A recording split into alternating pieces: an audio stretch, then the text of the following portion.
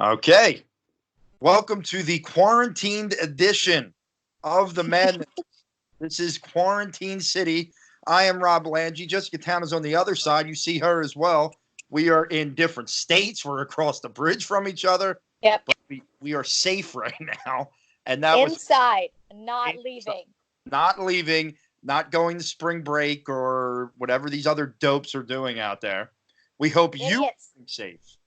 We hope you are being safe. We hope you are all healthy as we get through maybe one of the craziest, if the craziest time of most of our lives. This is the craziest thing I've ever been a part of. I mean, This is the most ridiculous thing ever, and things just keep happening. Like the world is exploding.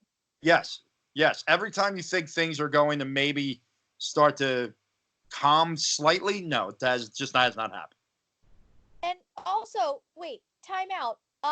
There's supposed to be like that. I got a warning on my phone today for some like blizzard tornado BS that's supposed to come through next week. Like, I'm scared.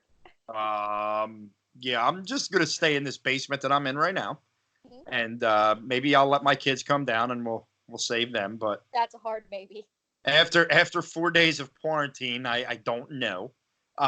That's up in the air. Luca can come down because the kid's been an angel. The other He doesn't two, make much noise. no. He But he can't ask questions yet. no, he Or- just laughs and makes funny noises, and it's awesome. It's awesome.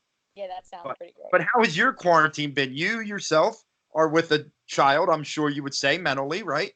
Yeah, my 24-year-old child, also known as my boyfriend, is here.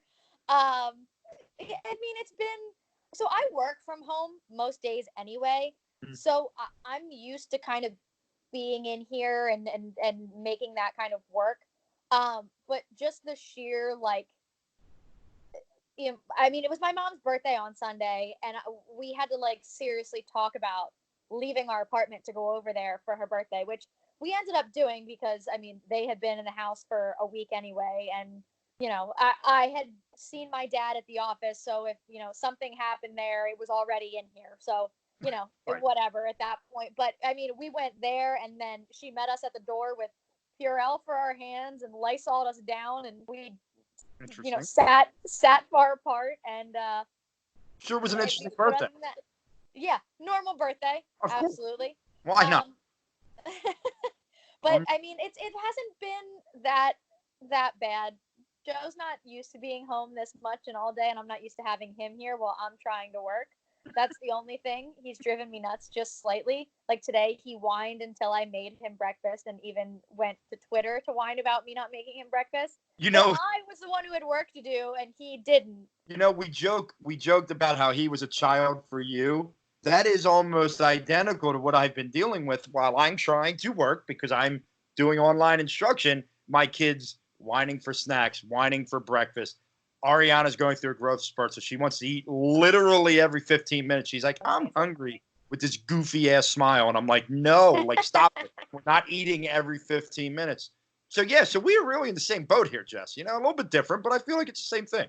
Yeah, no, it's very similar. I'm taking care of my child and making sure that he is, washed and fed and Having ready screen to time, go. screen time, right?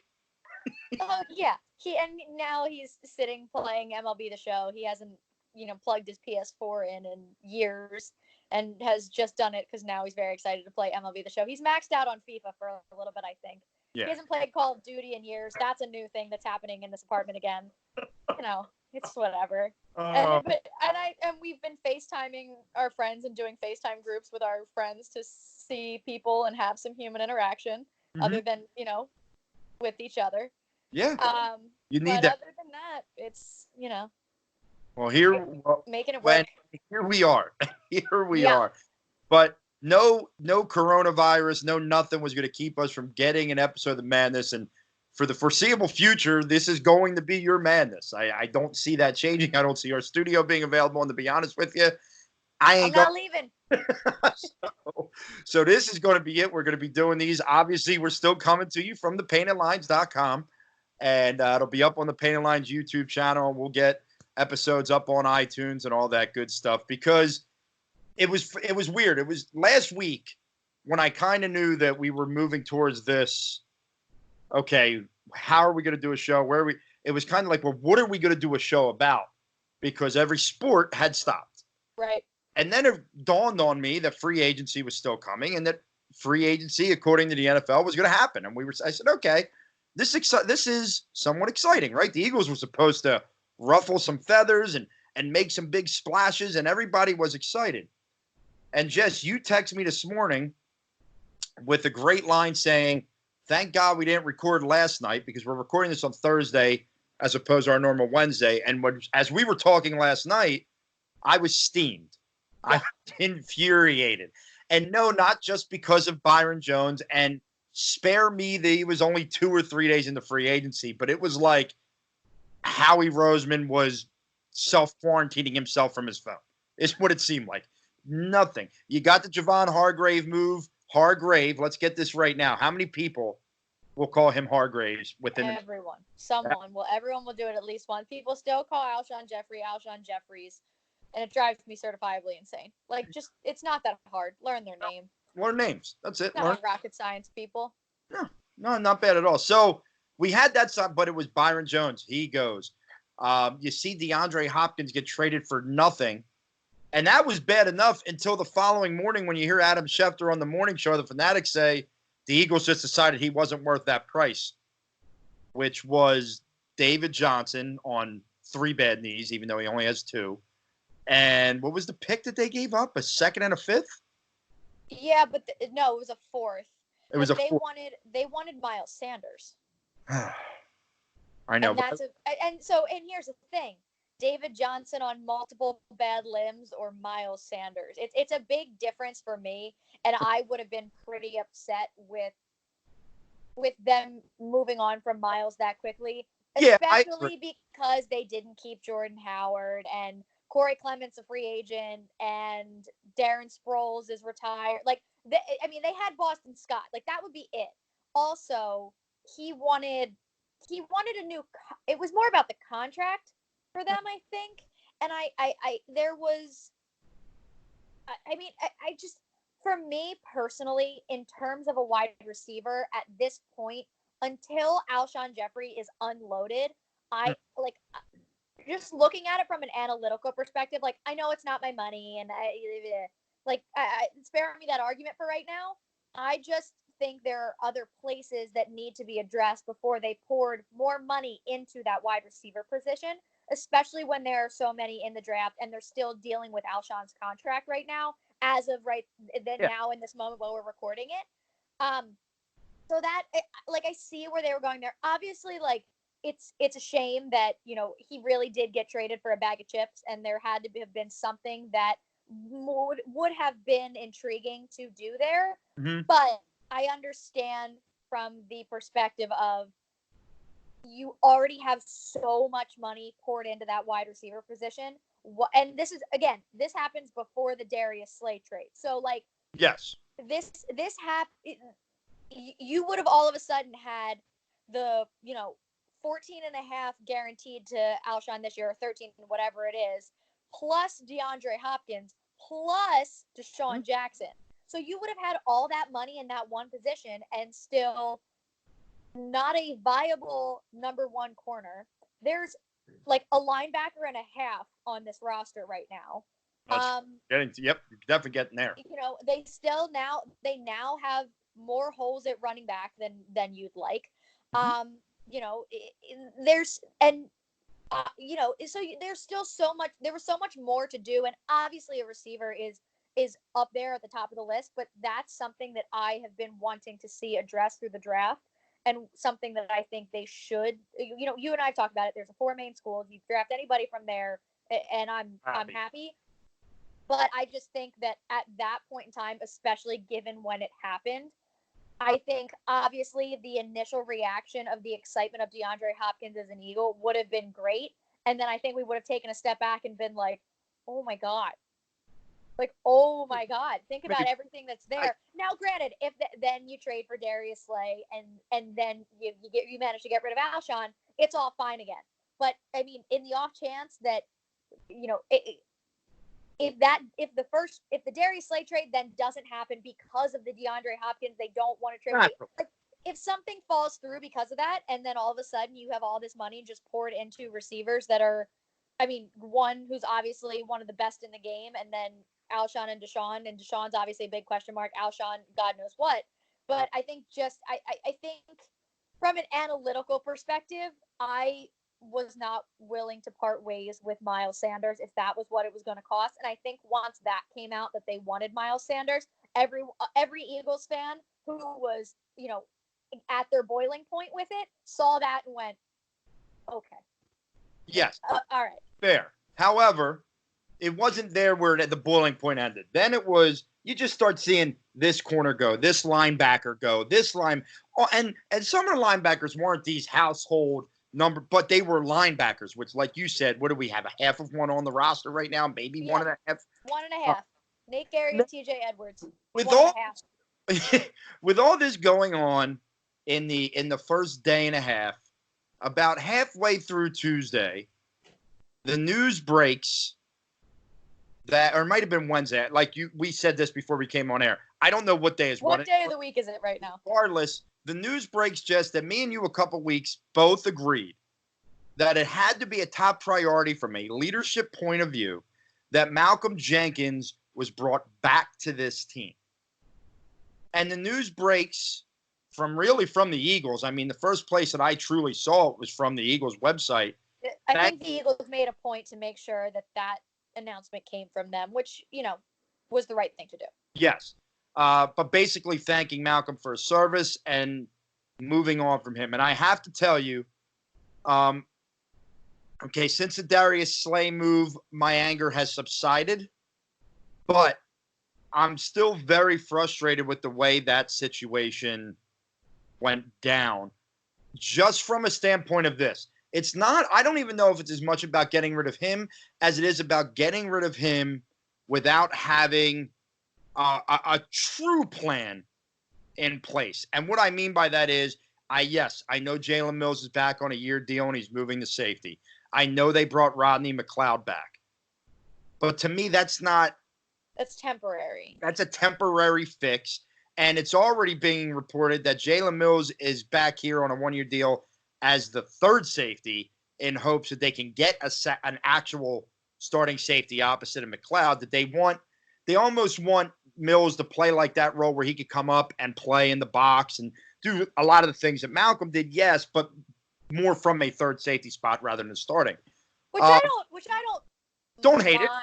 Because I think, obviously there's a reason Jalen, is phenomenal in the red zone and also phenomenal with open field tackles. It's because, he's not a great coverage corner. And, he gets beat up and down in between the 20s, but in the red zone, he's phenomenal. And when he does come down and play the run a little bit more, he's been great. Oh yeah. And you see that. And actually, I think last year, this might've been a move that they might have been thinking about.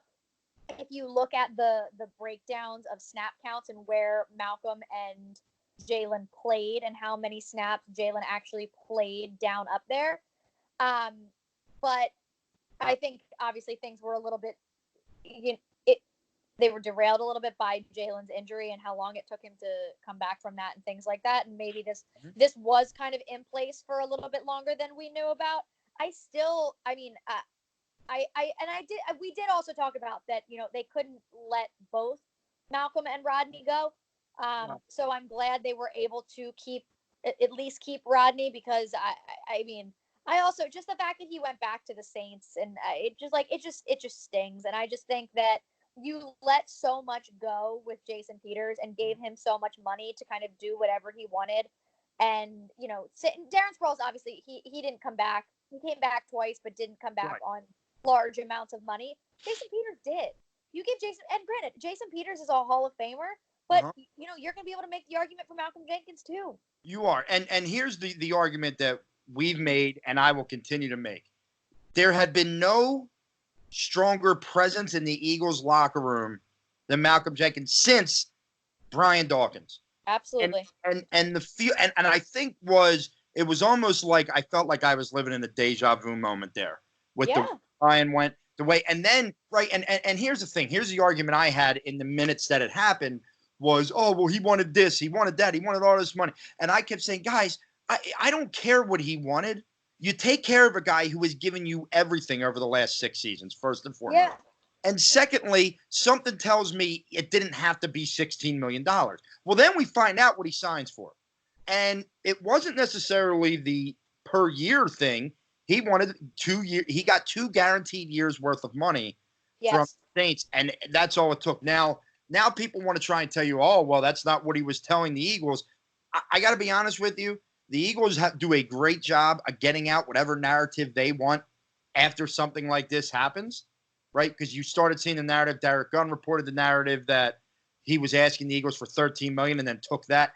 I have a feeling that there's some things behind closed doors that went down, and I'm not happy about it. Like, look, listen. If Darius Slay was not traded for today, and we'll talk about that move, I'm infuriated right now with everything but this move because you didn't learn. You didn't learn how much leadership means to a locker room. And Peters was a leader, is gone. Jenkins was a leader, is gone. You know, the question is, yeah, there's some guys that are really good players, but we've talked about it. Have they been the vocal leader to bring a team together? All this adversity this team's faced over the last 3 years. It was Malcolm Jenkins and Jason Peters and guys like that kept this team together. And think about even, the smaller names that you might not think are that much of an impact. Like, think about Kama Grugier-Hill for a second. Yes. Who said his goodbye to Philly, and he was a special teams captain the last 2 years, and there's a reason for that. And played very important snaps at linebacker last year, obviously, and the year before. So, what do you think is going to happen? I mean, to me, they are undervaluing the presence of a leader in a locker room. I'm not here to debate whether Malcolm Jenkins' play has diminished a little bit in certain areas. I'm here to debate that he means more to this team than me. And then, it's Carson's team. Well, that may be. But first of all, if you watch the NFL, offenses and defenses don't always the offensive captain is not always the one giving the rah-rah to the defensive side. They have their guy. And, I'm concerned who's going to pick up now. Immediately, you see Jalen Mills talk about to become a good leader, you got to be a good follower. And Malcolm kind of right to him, you're ready for this, bro. Is Jalen the guy? Maybe. I will say now, I know he's going to be new to the team, and that impacts things. But Darius Slay was the type of leader apparently in Detroit that Malcolm was. Can he develop that role? Look, it's going to be tough, especially in the new world that we live in, right? He may not be able to get into Philadelphia until July or August, depending on when this virus disappears, or not disappears, gets back down. So you were putting a lot now. Now somebody, is it Brandon Graham? Is it time for him to step up and be that vocal leader? I don't think Fletcher Cox will ever be a vocal leader. I think he's a great player. I think he'll continue to be a great player. I think that defensive line could be really good. But he doesn't seem like the guy to get in the middle of the huddle before the game to fire guys up or to keep guys together. He seems like the guy that if somebody's out of line, instead of trying to keep everybody together, he may try and fight someone. Like that's what I see with. So this is an issue that they really have to. I hope that they figure this out. Did you watch All or Nothing with the Eagles on Amazon Prime? So, and I think that's very apparent from there. Like, you don't see Fletcher Cox in any episode. Like, he doesn't talk in any of the episodes. Like, you don't talk to Fletcher Cox at all. And I just think that shows a lot about that point specifically. But who does talk a lot is Malcolm Jenkins. The whole time on the sideline, the whole time in the locker room, before and after games, it's Malcolm. Now, look, guys leave. I mean, so new leaders step up all the time. I just think in a season where, this is an important season for the Eagles. It's a pretty important season in my book. And I'm not saying it's important because they have to go win a Super Bowl, but, you have 3 new coaches in the division. You have some rosters that are growing. You have an opportunity to win your division this year. And to lose leadership, to me, it can hurt. And I'm afraid that they lose too much leadership in the first sign of something bad. They don't have that Malcolm to bring things together. I could be wrong. I could absolutely be wrong, and they could be fine. And Howie could look like a genius, and I could look like a dope. And I hope to look like a dope. You know what? I'm fine with that. Yeah, but it's a concern of mine right now. Yeah, you are fine if I look like a dope. I know. I heard you. No, I didn't miss your insult. You say whether we're in the same studio or over Skype, I catch your insults. Sometimes I just choose to ignore them, and that's what I was trying to do. But you kept smiling at me until I made the gesture that I heard you. I heard you. I got it. No, but I think you're right, and I think that is a big concern. Like if they do get into a hard time, or God forbid something like that Orlando Scandrick issue where there's stories in the media, or someone else decides to snitch to Josina Anderson, and there has to be someone to try to pull that locker room together. You don't know who it's going to be, and I think not only was that Malcolm's role to do, but it was also something that everyone respected Malcolm. And I just think that it's so hard to find a person like that. Think about it. It took Malcolm to replace Brian. What is going on with our sound?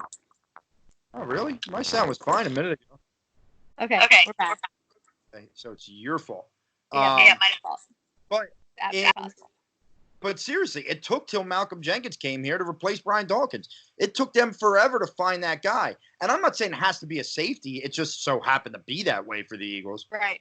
But it took that long. And I don't want to see that again. To me, if you were going to let go of him 2 years ago, you should have drafted an heir apparent safety that you groomed for this. Now we're in a situation where I think they still have to go out and sign a safety. Like, I understand you can get a rookie and all, but to me, you need to sign a veteran safety to go with McLeod back there. I know there's a lot of talk about the kid from Denver, Parks, who's from, or is it Parks or Parker? Will Parks, who is a Philly guy, all that kind of stuff. But once again, you still are going to run into that problem that he's a new face. Is he going to be able to be, so I don't know. Well, it doesn't matter how they address it. That person's going to be a new face regardless. So. Right. So we'll have to see that. But, look, you lost him. Big V's gone. Now, granted, I would never pay Big V what he made, so good for him getting his money from Detroit. Jordan Howard goes to Miami. Camus Bruce-Hill goes to Miami. I think the entire world went to Miami is what it freaking seems like. Yeah, a lot of people went to Miami. They've had a nice good free agency so far. Yeah, now it doesn't mean it's going to, make all these wins, but they've had a good offseason.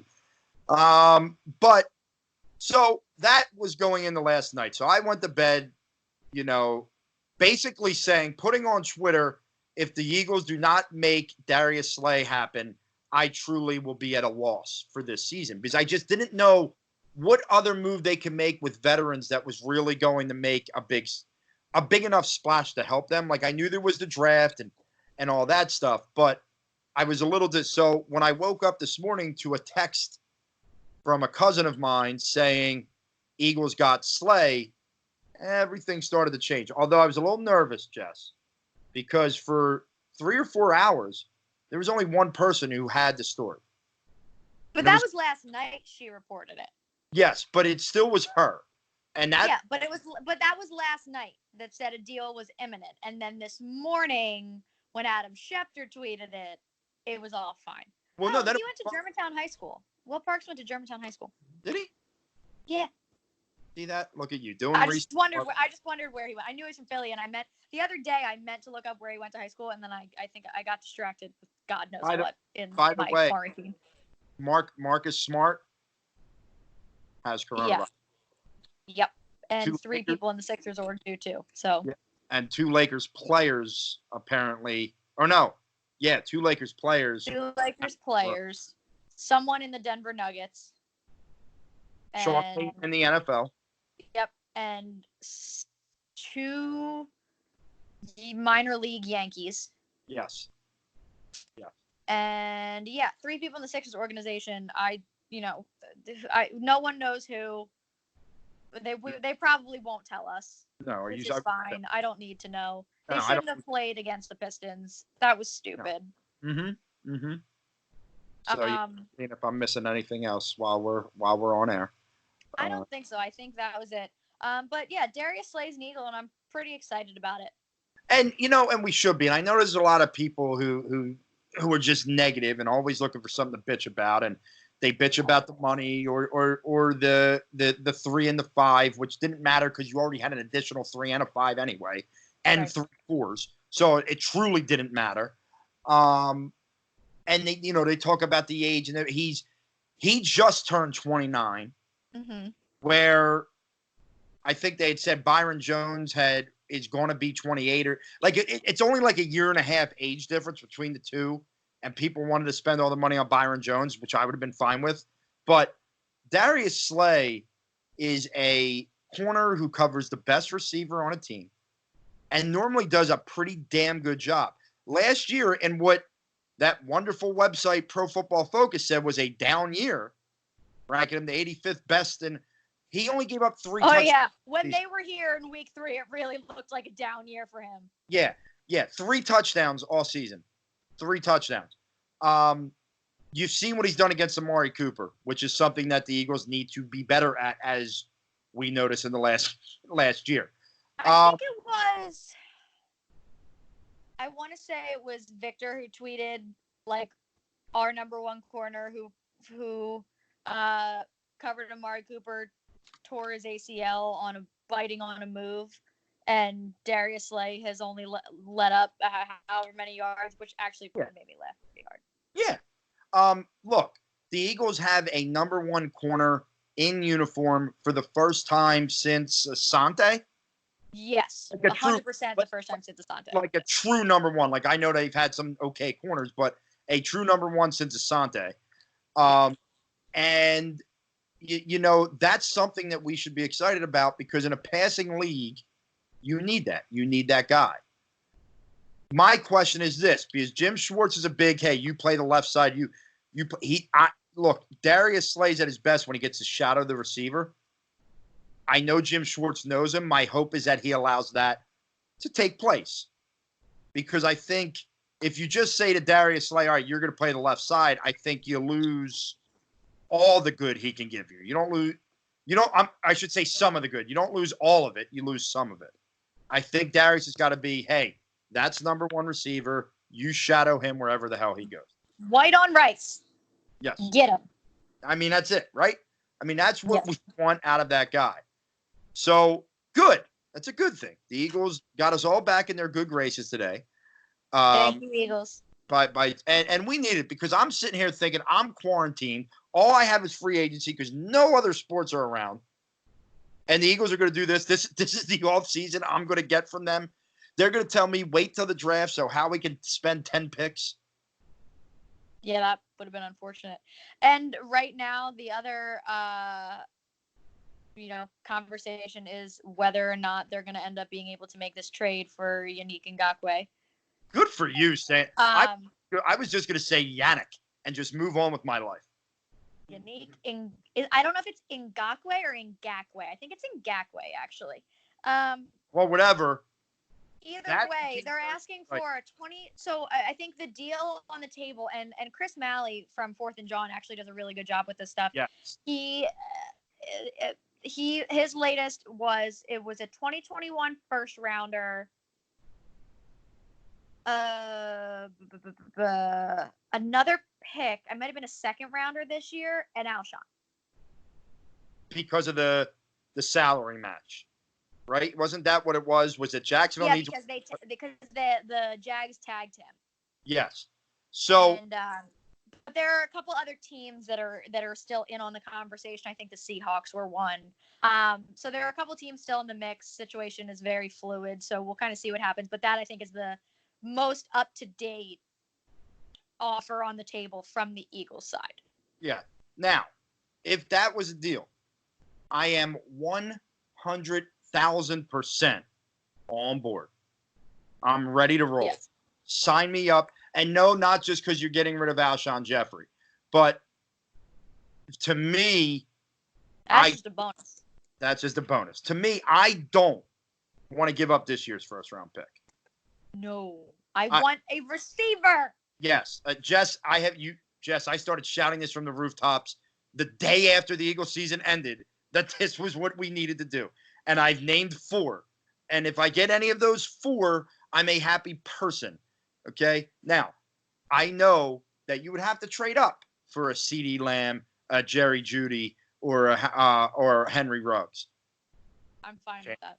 Chances are, if you stayed at 21, you could get a Justin Jefferson. You could get a Denzel Mims who seems to be flying up people's boards. Whatever. Notice I did not say the guy that is Alshon Jeffrey's, the Higgins from Clemson. That's not what I want. It's just not what I want. I want a guy that can get up the damn field. I just want a guy that can get flying up the damn field. So I don't want to give up this year's first round, but if you can get this deal done, and you could get it done giving up next year's first, which hopefully, all things considered, all things go well, it's late first round, right? And a second, like I would give up my second round pick this year for Yannick.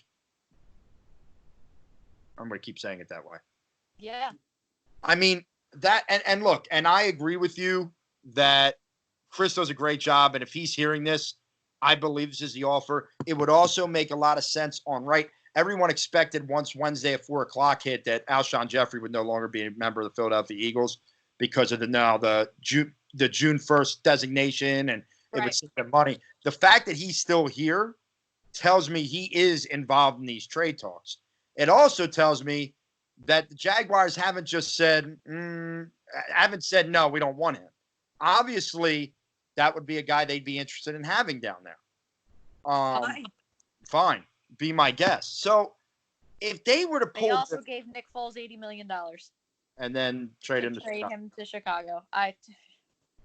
Unbelievable. So if they want to take Alshon's contract off our hands, yeah. Be my guest. Have fun. Did you see this about Darius Slay? Said Matt Patricia was rough. Said he told Slay he wasn't a leader and he had no business working out with Aqib Talib. Yeah. Because those guys were elite and Slay was just good. Wow. I disagree.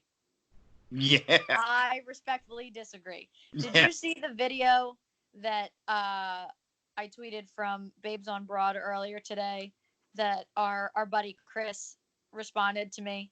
So I tweeted from the Babes on Broad account this morning, drop your GIF reaction to the Darius Slay trade.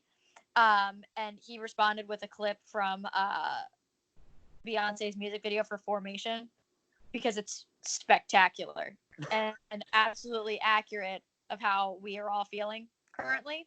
You should make sure you look at that because it's funny.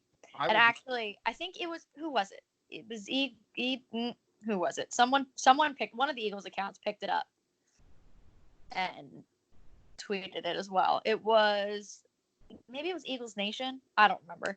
It was one of them, but very excited. Going to your page right now. I really was. I tweeted this, but I really didn't want to get out of bed this morning. And I was really like dragging to get out of bed and start working. And then I saw that, was like, all right, we're up now. Party time. Yeah. Yeah. I mean, it changed my mood drastically and it was funny because last night in a group chat, I created a GIF of me punching Howie Roseman in the face and knocking him out. And today, when I woke up and saw that, I created a GIF. It was the Rocky Apollo in the water jumping and hugging each other. And there's me and Howie's face again. We have rekindled our friendship, that tight-knit friendship because Howie knows me very well. So we're all good again. And if he somehow pulls this off and they get Yannick, wow. Now, there is the question of, yes, we want him to draft a wide receiver. And I've heard Adam Kaplan and Jeff Mosher both say they really had no interest in free agent wide receivers unless prices came down. Well, prices are going to start coming down, and Robbie Anderson is still out there. Brashad Perryman is still out there. Adam Kaplan brought up a good point that I never really thought of with Perryman. Perryman's a guy with high upside who's big but can also run and may be willing to sign like one of those one-year prove-it deals. So if you were to sign him and have him, Jackson, and a rookie and Greg Ward, pretty solidified 4 wide receiver spots. Yeah. That's assuming they all stay healthy. Yeah. Which is, easier said than done in this fine city of Philadelphia. I was going to say, don't even say with the football team. It's with every damn. No, the whole city. We're talking about the whole city. It's a struggle. Right now, I'm watching the replay of last year's Game 5, where the Sixers are up 32 points in the fourth quarter. Against, spectacular! What a time!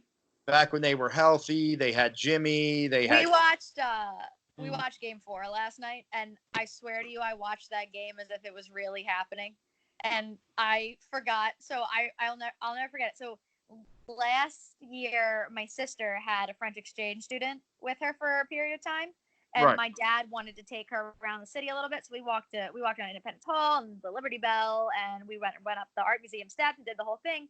And he wanted to take her like over to Pat's and Gino's and like that area. So we went over and we're hanging out over there. And then we went down knowing the Sixers were playing. And so Joe and I were listening to the game on the radio, and we didn't see the fight happen. We heard it on the radio, and we're like, oh my God, what's going on? What's going on? What's going on? So then we get down there and we're standing. Do you know that there's like that little bar right in between Pat's and Gino's? So it was a beautiful day.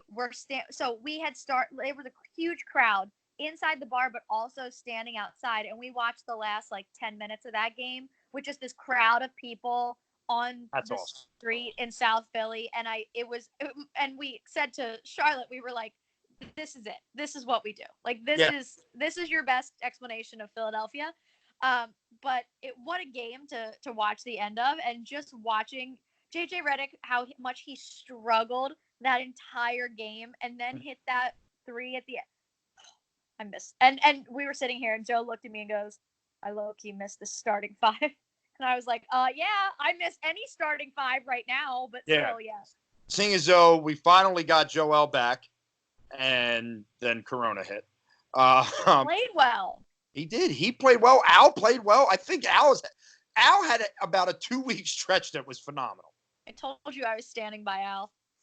I mean, he really did. He was starting, it seemed like, to find it. I think we talked about this a little bit last week because the league technically shut down the night of our last that we recorded our episode last week. We recorded, and then they played the Pistons, which they shouldn't have, because I'd be willing to bet.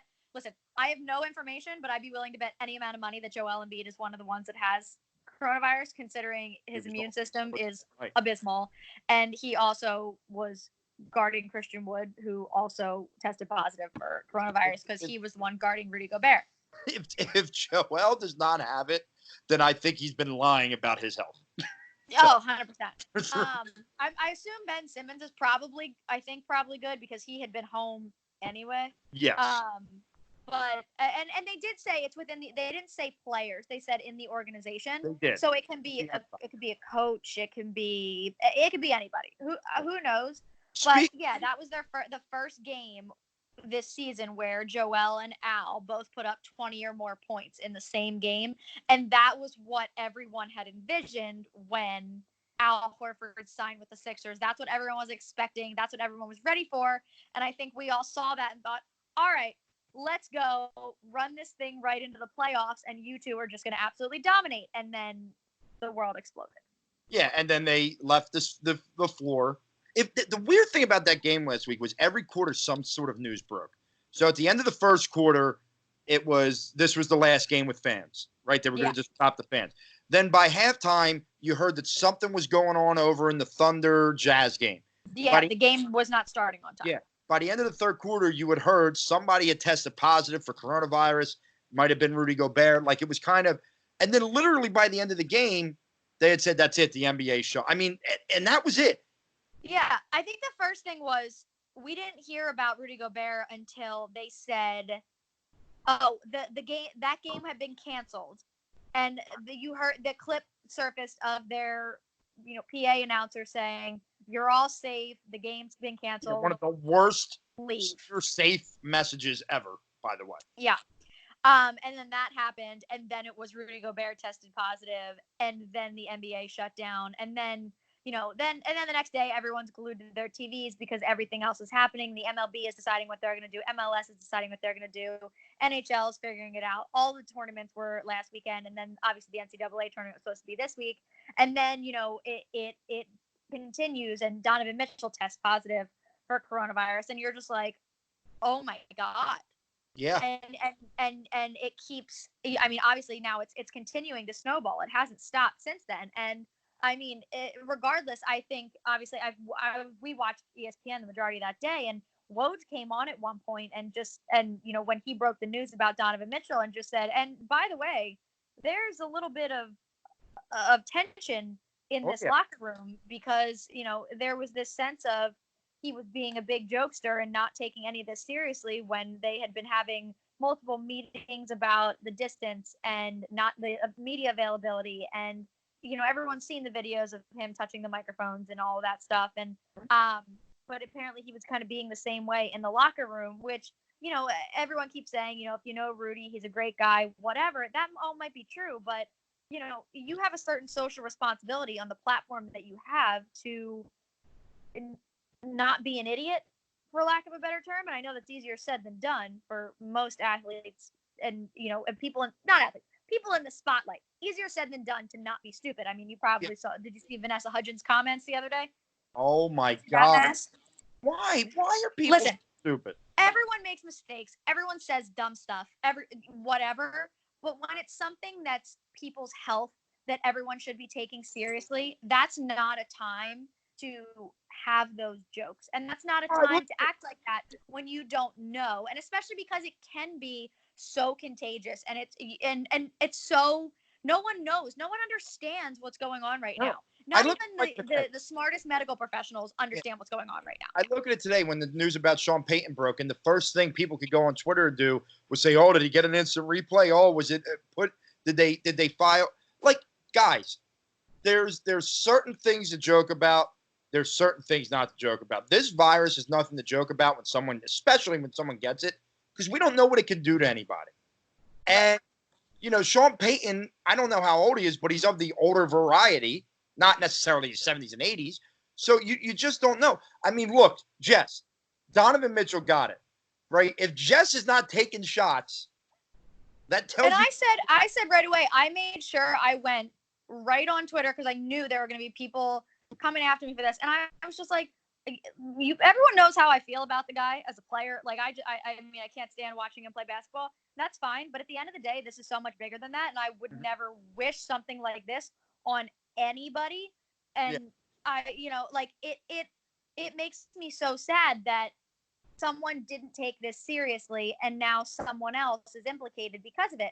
And he didn't have any symptoms. He said he's feeling okay, which is great to hear, but at the end of the day, he's now dealing with this because Rudy just decided to be a pain for no reason. Like there's no reason for that, and it's very similar. Like, and because of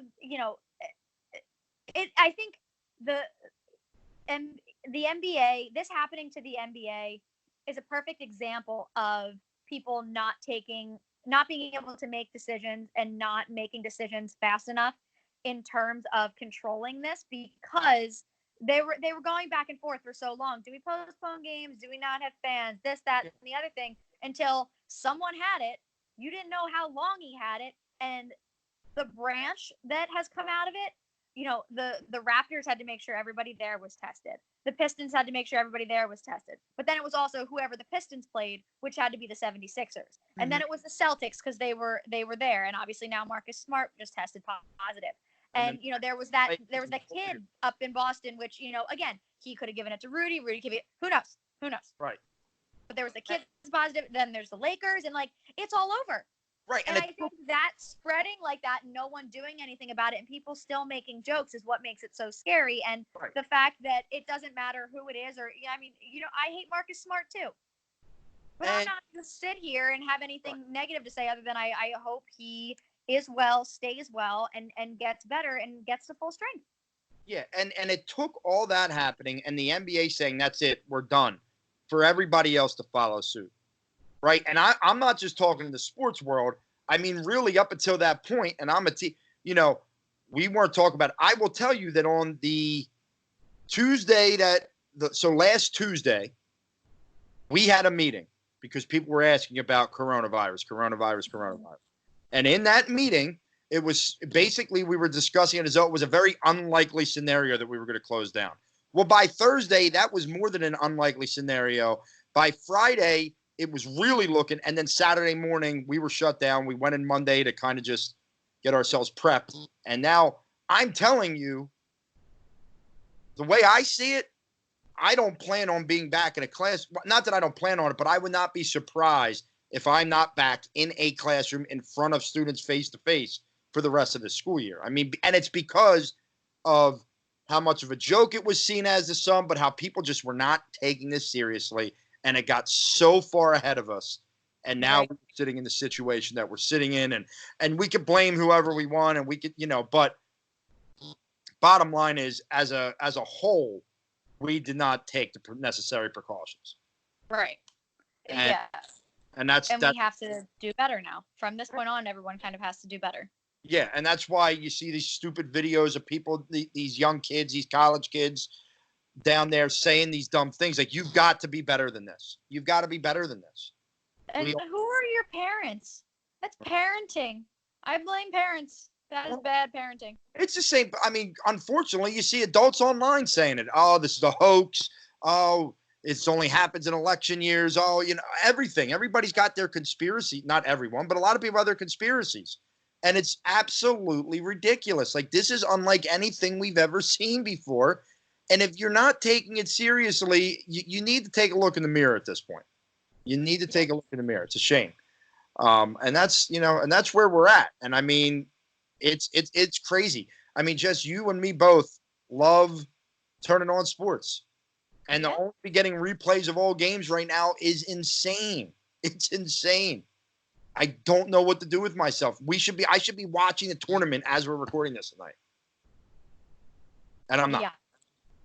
And I'm not. No, I'm watching Joe scroll through different MLB rosters on MLB The Show, and it's making me insane. Making some trades, huh?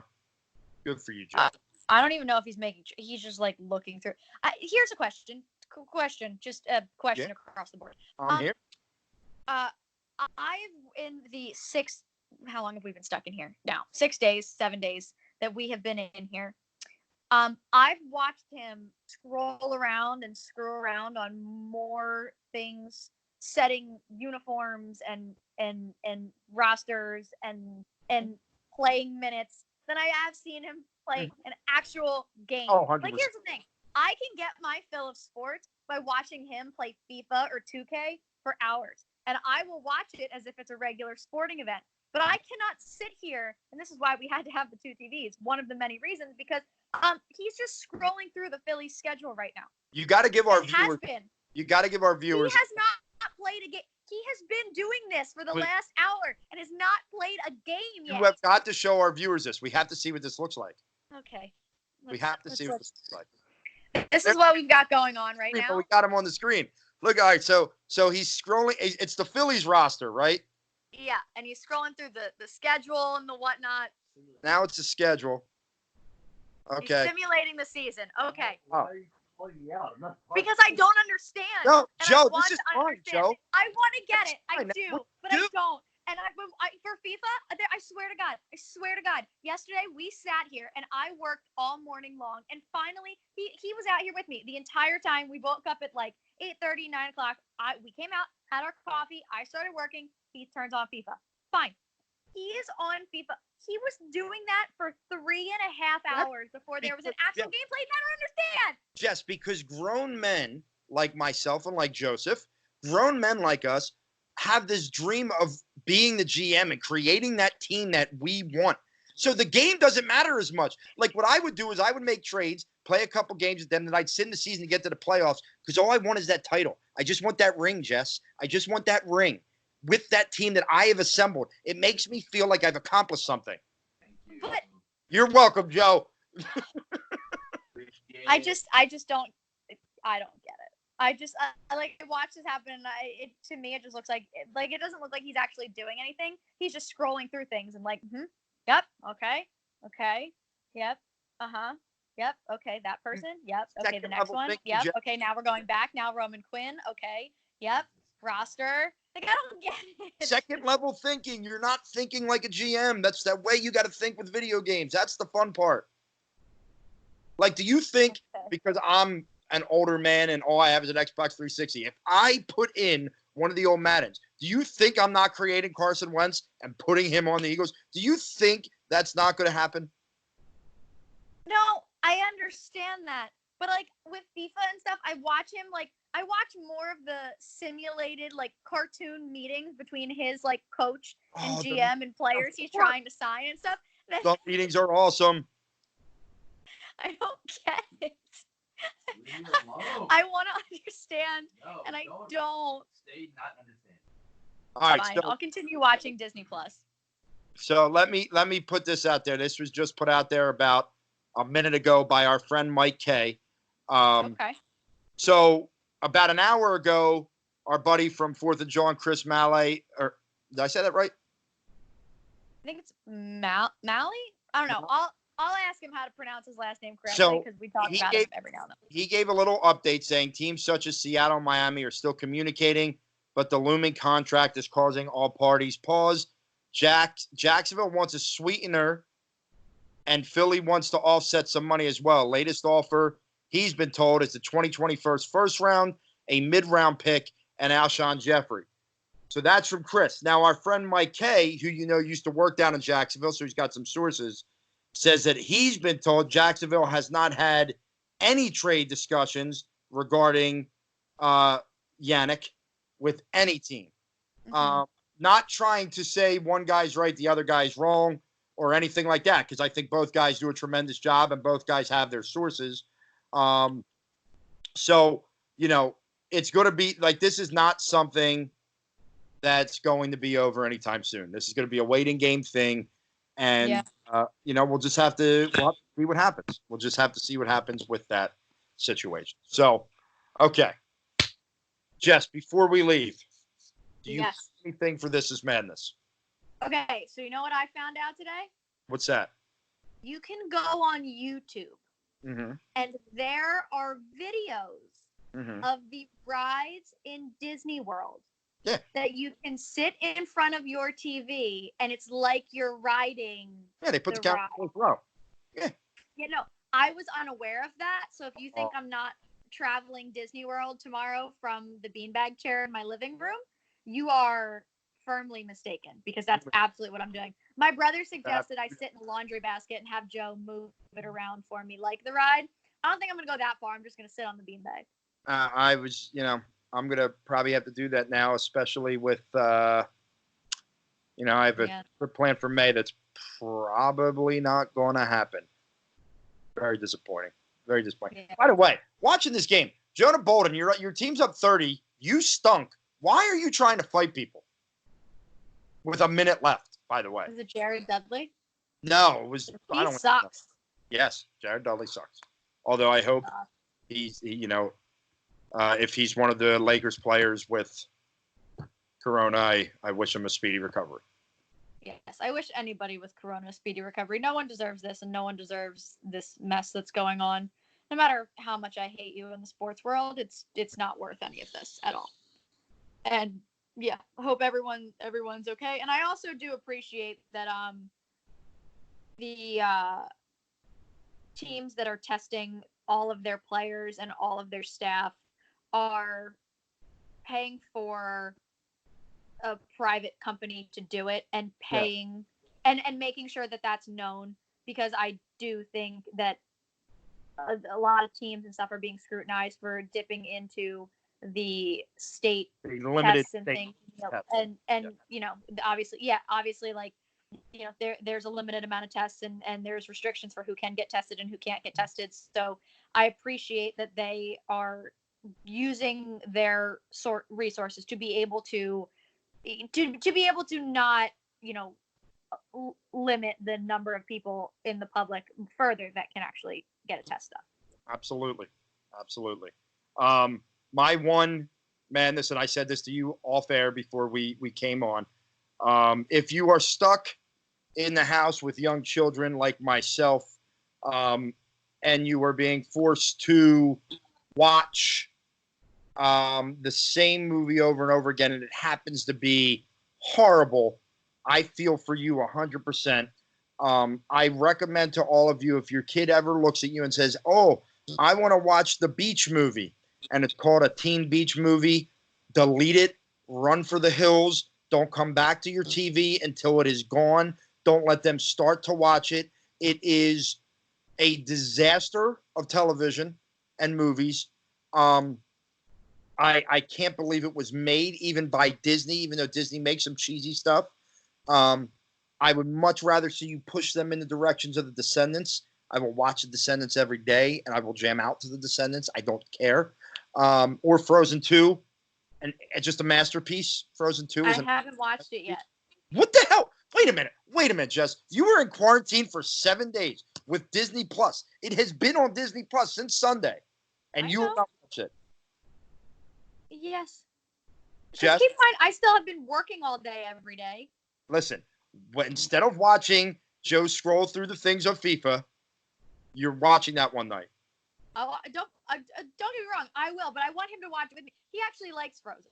I want him to watch Frozen 2 with me, so he has to stop this BS that he's doing.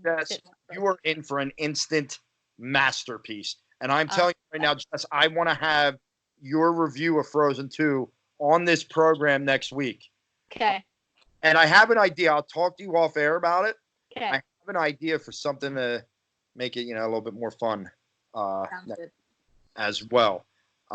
So with that, Jess, I guess we'll end it here. Episode in the books. Quarantine episode number 1. Yeah, I can't even say, Jess, will the Sixers win? I mean, you'll still say yes, but yes, they're going to win. Jess, will the Eagles get Yannick? I don't know. It's too soon to tell. It's too soon to tell on that one. If you would have asked me a couple days ago if they were going to trade for Darius Slay, I would have told you yes. Right. Well, you would have been the smart one again. Always. So we thank you guys for tuning in. Make sure you're checking out thepainandlines.com, at RunThisTown13, at Philly_Madness. Check us out on iTunes, Spotify, everywhere else. We will be back next week with another episode. But until then, stay safe, stay healthy, embrace the quarantine madness.